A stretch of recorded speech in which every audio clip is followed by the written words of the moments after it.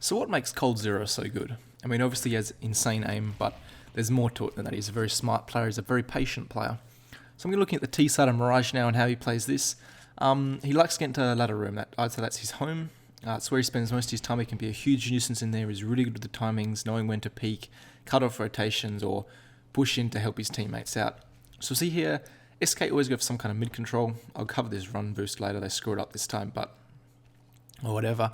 But mid control is a huge thing from SK. I'd say 95% of the rounds they go for some kind of mid control, either early or late. They'll get in there, and if they don't, they always have something watching it. So they'll punish anyone trying to push up for mid control.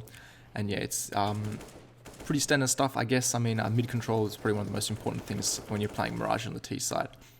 So you'll see here, one thing Cold's very good at is he can mix up his role. So he actually ends up being a lurker a lot of the time on Mirage. He ends up in this middle area on the ladder room or in the cutout there, just cutting off rotations. But one thing Cold's very good at is becoming the aggressor. That's one of the reasons he's such a talented player, is he's not always this super passive player. He's very good at doing stuff like that, being very aggressive when he needed to and to open up a round for his team. Obviously very good at clutching as well. So see here, Valens needs information as to where the T side's going. A 3v3, the CT side needs that information. Cold knows this and he's just waiting for the peak. He gets caught off guard a little bit, but he wins the fight. Now, this is one of the most important things about this round, is he just holds, and he's very patient about it, and he's just holding the site for anything that's fallen to come in and plant the bomb. And that wins him the round pretty much. He's not over-aggressive, he's not over-passive, he gets the right angle there, and it's a bit of a risk, to be honest. I mean, if Stewie had jumped out window, he could have been in trouble, but he takes a calculated risk with low HP, and he wins that fight with a bit of an off angle.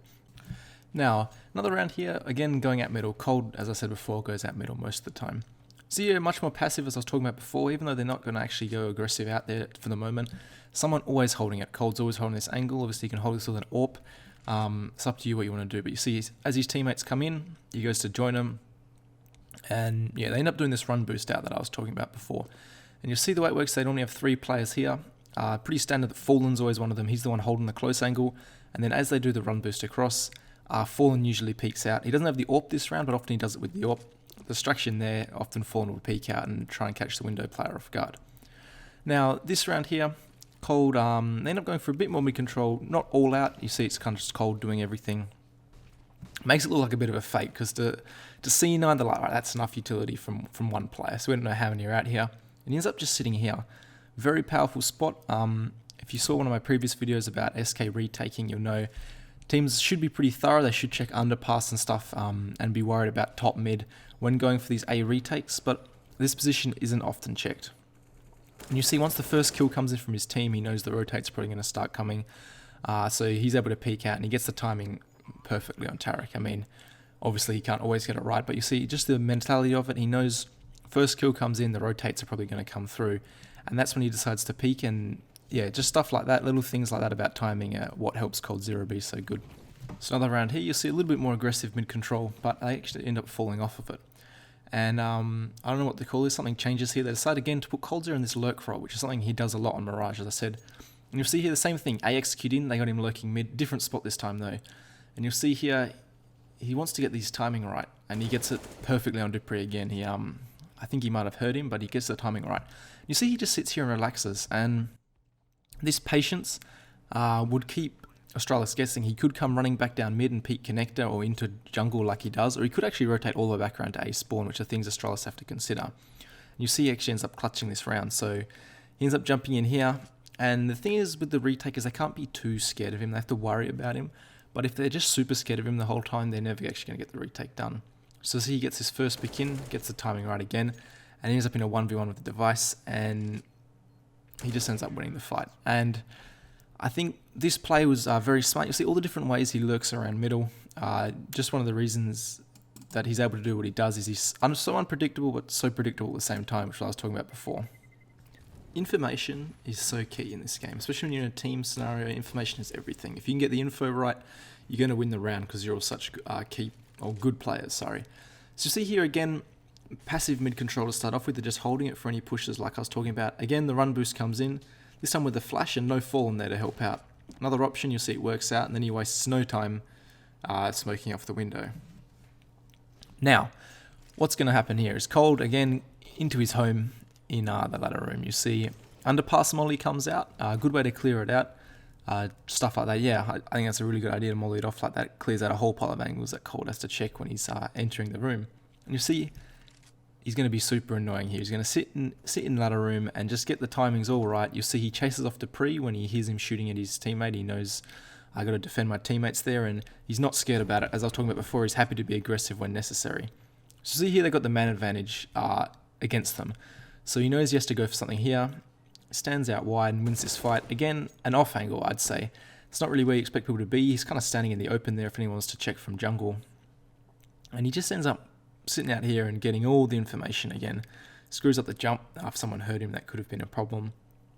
But you'll see he ends up just sitting here, and he hears, I think it's Device, comes in and checks jungle, and he hears him running down connector. You guys might not hear it because I turned the volume down a little bit.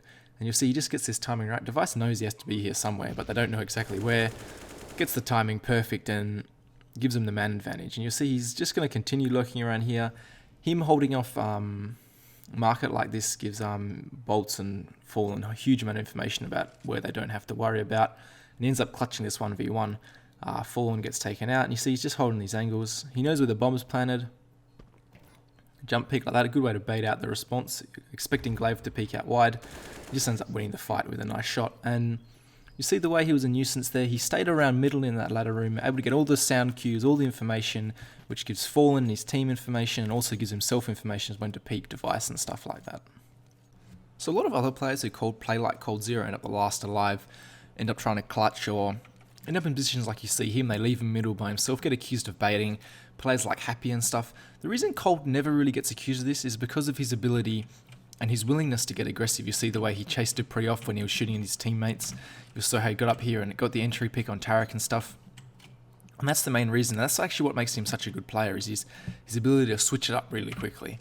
Just in case you guys didn't know, in this position, where the bots are is about where you can hear anyone entering and leaving market, which is huge when you're playing on a team. You can work out what the CT's read is. They might think, they're going towards A, so they've left one on B, and you can communicate this information back to Fallen, and then Fallen communicates it and makes a read and calls accordingly.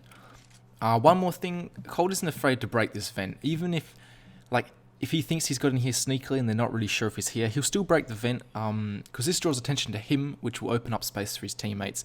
They're like, we have to worry about this position, and then other times he'll just stay silent, try and pick off rotating players, peek out here and catch off the rotators, because obviously he can hear them coming in and get the timing right. And that's how powerful this spot is. That's why they put Cold here, because it suits his playstyle perfectly, and obviously he's an extremely good player. Chucking your best player in here, one of the most impactful positions, is very important. That's it for Cold on Mirage, guys. I've actually got a Twitter going, and it'll be in the description. If you can follow me there, it'll be great. I can give you updates and stuff, videos and stuff like that, what's going on. And yeah, if you're not subscribed, make sure to, and I'll catch you guys later.